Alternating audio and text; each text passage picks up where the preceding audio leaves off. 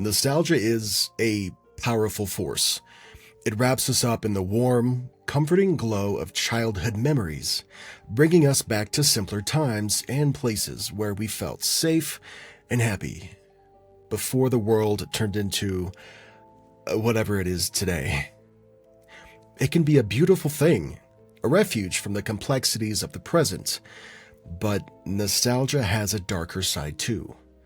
It can twist and distort those memories, filling the gaps with shadows and unsettling whispers of things that honestly we would just rather forget. Sometimes, the very emotion that makes us feel safe and content during the day can become the thing that haunts us at night, as we lie awake wondering if the past was ever really as innocent as we might remember. I found a story that shines a light on the more terrifying, I guess side effects is the right term to use, of nostalgia. Imagine stumbling upon an online forum where strangers are piecing together these hazy memories of a kid's TV show that aired decades ago. Everyone recalls it with an eerie mix of nostalgia and unease. As they exchange recollections, creepy puppets, unsettling episodes, and a sinister villain known as the Skin Taker. It becomes clear that something is terribly wrong here. The more they remember, the more it seems like this show wasn't just any children's show. It was something far darker, something that's left a scar on their collective memory. This is the premise of the creepypasta known as Candle Cove. There's a link to the original story in the description of this episode. I suggest you pause this and go read that. It's a quick 5 or 8 minutes probably, and I don't want to spoil anything for you. I'll be right here when you come back. Okay, ready? It's a story that taps into our deepest fears of the unknown, the unreliable nature of memory, and the unsettling feeling that something from our past might not have been as innocent as it seemed. But what makes this creepypasta so captivating and so chilling and largely regarded as one of the most interesting works of horror fiction is the way that it's told. Today, you and I are going to dissect Candle Cove. We're going to explore its use of verisimilitude, and we'll go over what that even is. We'll analyze its narrative structure, and we'll draw connections to other pieces of pop culture that have played with these similar themes of nostalgia and horror. Because sometimes the scariest stories are the ones that make us question not what we see, but what we remember. Candle Cove begins innocuously enough as a series of posts on a fictional online forum called Net Nostalgia. The forum is dedicated to old TV shows, the kind that aired in the late 70s and early 80s. And the thread in question is titled, Local 70s Kids Show. Does anyone remember this kids show? The original poster, or OP, who goes by the username SkyShale033, describes vague memories of a show called Candle Cove and asks if anyone else remembers it. At first, the replies are casual, even playful.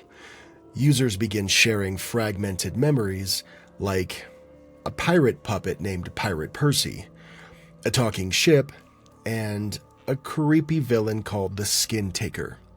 But as they delve deeper, the tone begins to shift. The memories become more detailed, more disturbing. They recall an episode where the characters are just literally screaming at each other for the entire runtime. And another episode where the puppets tore off their own skin. The most chilling memory is of the Skin Taker's glassy dead eyes and his one line, "You have to go inside." It's a brilliantly executed premise, The story unfolds like a real forum thread, with the casual back and forth of strangers trying to piece together a shared but still hazy memory. It feels authentic, plausible. And that's what makes it so unsettling, isn't it? This is the essence of verisimilitude. That's the appearance of being true or real. In some forms of literature, verisimilitude is used to create a sense of realism, to make the fictional world feel tangible and believable. It's a technique that's often used in horror to blur the lines between reality and fiction, making us question what's real and what's not.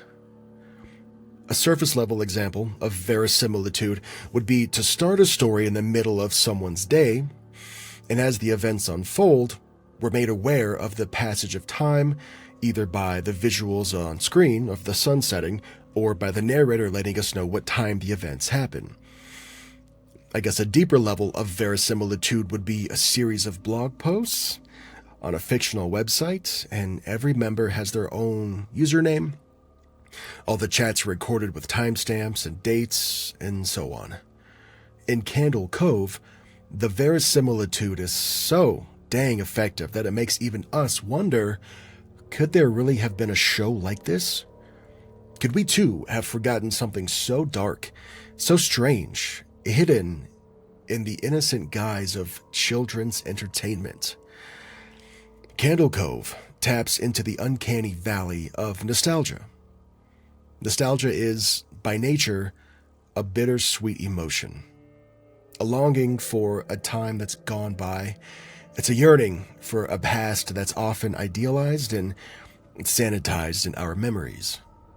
But what happens when that nostalgia is tainted? When it's revealed that something darker is lurking beneath the surface? This story plays on this by presenting us with something that should be comforting and familiar, like a kid's TV show, but it twists it into something grotesque and horrifying. It's a technique that we've seen in other media as well. Think of Five Nights at Freddy's, for example. It's a game series that takes the innocent concept of a family-friendly pizzeria with animatronic characters and turns it into a nightmarish scenario of haunted, murderous robots. Or the 2014 horror film, The Babadook, which uses the framework of a children's storybook to explore themes of grief and mental illness. What makes these stories so effective, I think, is their subversion of the familiar. They take something that we trust, something that we associate with safety and innocence, and they turn it against us. In doing so, they force us to confront the possibility that our memories, our nostalgia, might be lying to us. They ask us to question, what if the things that we remember so fondly were never that safe to begin with? What if they were always dangerous and we just never saw it? Admittedly, one of the most disturbing elements of this story is the character of the Skin Taker. Described as a skeleton marionette with glass eyes and a mouth that slid back and forth instead of up and down when it spoke. The Skin Taker is a grotesque parody of the classic children's show villain. His purpose, at least according to the users on the forum, is to grind the skin of kids to make his creepy clothes. I suppose that's why his mouth moves back and forth like that. It's an image that's both absurd and honestly terrifying. A nightmarish distortion of the kind of over-the-top villains that you'd expect to see on a kid's show. But the horror of the Skin Taker isn't just his appearance or his actions. It's in the way he reflects our own fears back at us. He's the embodiment of our fear that something innocent, something that's meant for kids, could hide something truly malevolent.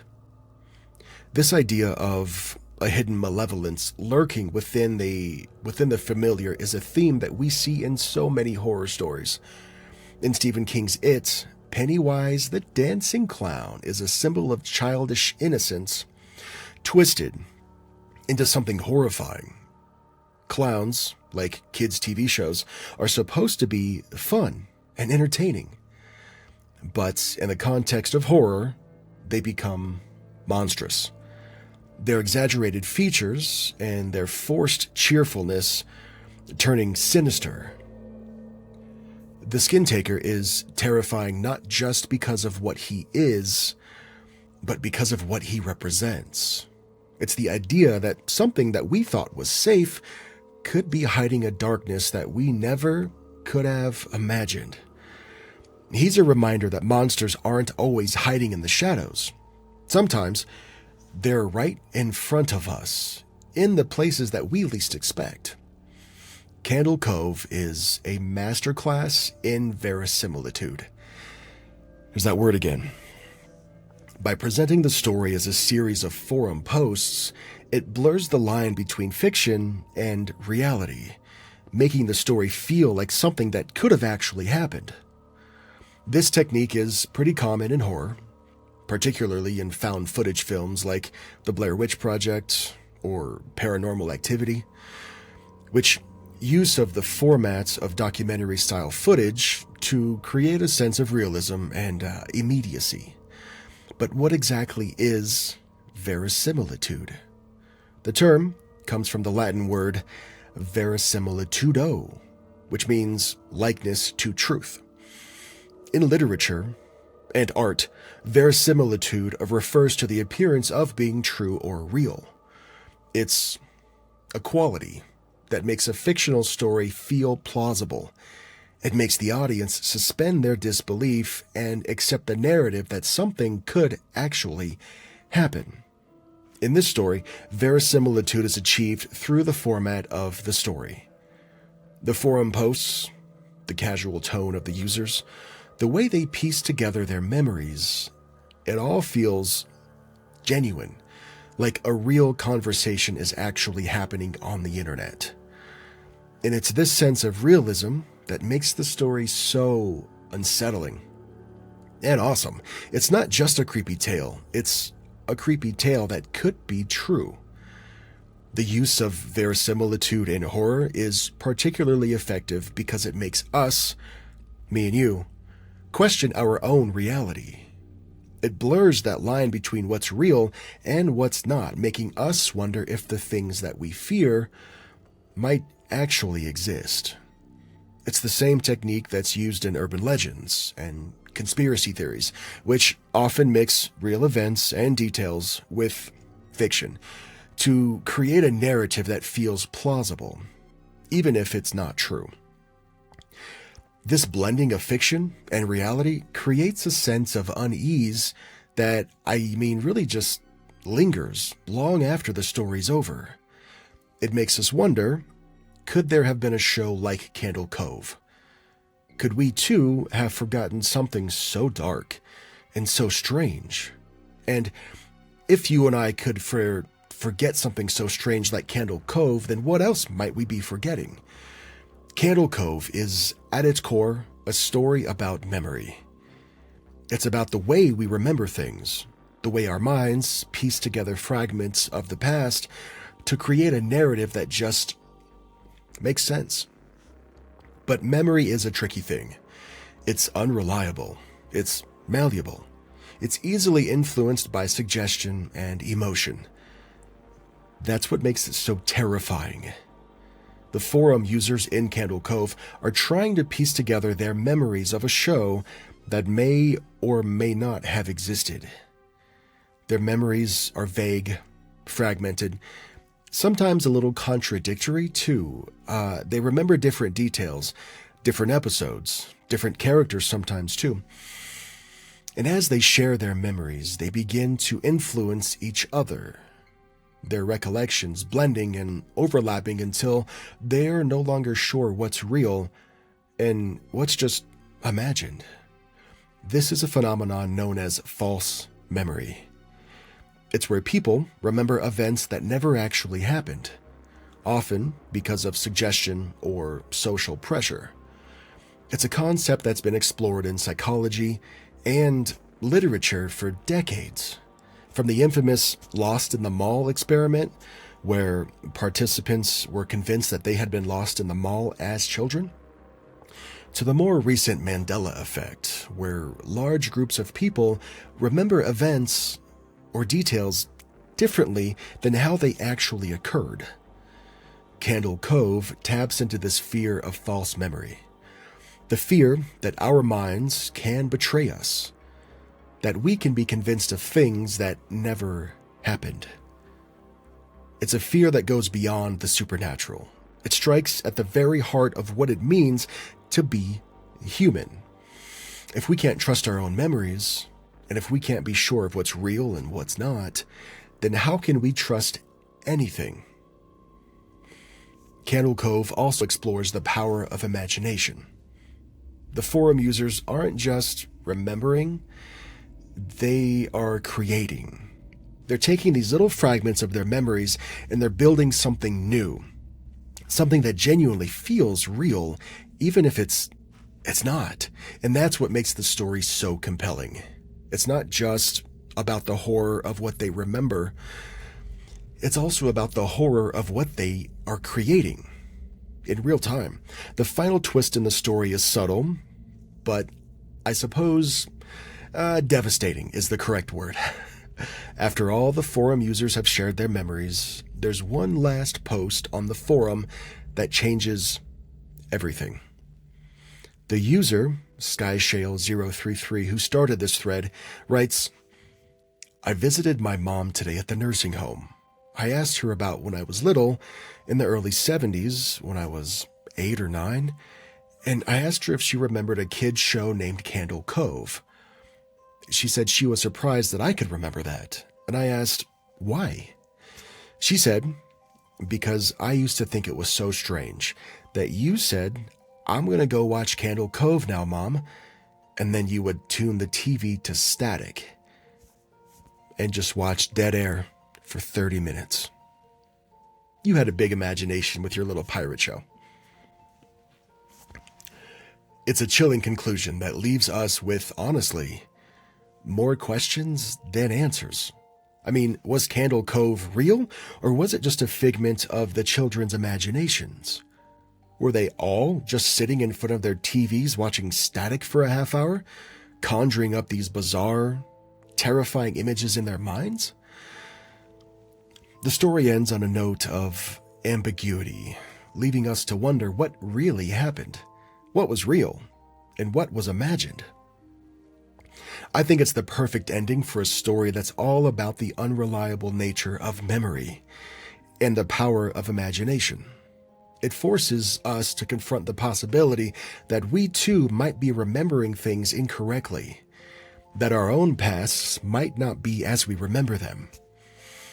It leaves us with a sense of unease, a lingering doubt that makes the story resonate long after we finished reading it.